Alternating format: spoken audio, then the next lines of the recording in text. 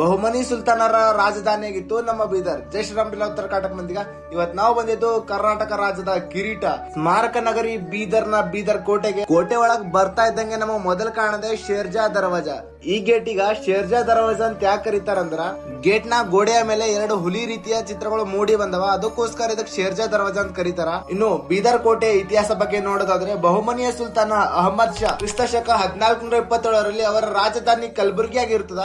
ನಂತರ ಅವರು ಬೀದರ್ಗೆ ಅವರ ರಾಜಧಾನಿಯನ್ನು ವರ್ಗಾವಣೆ ಮಾಡ್ತಾರ. ಇನ್ನು ಕೋಟೆಯ ಬಗ್ಗೆ ಮಾತಾಡೋದಾದ್ರೆ 5.5 ಕಿಲೋಮೀಟರ್ ಅಷ್ಟು ಕೋಟೆ ಉದ್ದ ಅದ, 670 ಮೀಟರ್ ಗಳಷ್ಟು ಕೋಟೆ ಎತ್ತರ ಅದ. ಅದೇ ರೀತಿಯಾಗಿ ಶೇರ್ಜಾ ದರ್ವಾಜೆಯಿಂದ ಮುಂದೆ ಬಂದ್ಮೇಲೆ ನಮಗ್ ಕಾಣೋದೇ ರಂಗೀನ್ ಮಹಲ್. ರಂಗೀನ್ ಮಹಲ್ ಅಂದ್ರ ಕನ್ನಡ ಒಳಗ ವರ್ಣರಂಜಿತ ಭವನ ಅಂತ ಅರ್ಥ ಆಗ್ತದ. ಇದು ಯಾರ್ ಕಟ್ಸಾರಂದ್ರ ಬರೀದ್ ಶಾಹಿ ಮನೆತನದ ಸ್ಥಾಪಕ ಅಲಿ ಬರೀದ್ ನಿರ್ಮಾಣ ಮಾಡ್ತಾರ. ರಂಗೀನ್ ಮಹಲ್ ಕಟ್ಲಕ ಸುಮಾರು 38 ವರ್ಷಗಳಷ್ಟು ಸಮಯ ತೆಗೆದುಕೊಂಡಿತ್ತು, 1542ರಿಂದ 1580 ತನ. ರಂಗೀನ್ ಮಹಲ್ ಎದುರುಗಡೆನೆ ಆಯುಧ ಗ್ರಹ ನೋಡ್ಲಕ್ ಸಿಗುತ್ತದ. ನಂತರ ಸ್ವಲ್ಪ ಮುಂದಗಡೆ ಬಂದಾಗ ನಮಗ್ ಸಿಗೋದೆ ಹಜಾರ್ ಕೊಠಡಿ ಒಳಗ ಆಕ್ರಮಣಕಾರಿ ಸೈನಿಕರನ್ನು ಸೆರೆ ಹಿಡಿದು ಬಂದ್ ಮಾಡ್ತಿರಂತ. ಅದೇ ರೀತಿ 16ನೇ 17ನೇ ಶತಮಾನದಾಗ ಹಜಾರ್ ಕೊಠಡಿಗೆ ಅಡಿಗೆ ಮನೆಯಾಗಿ ಪರಿವರ್ತನೆ ಮಾಡಿರಂತ.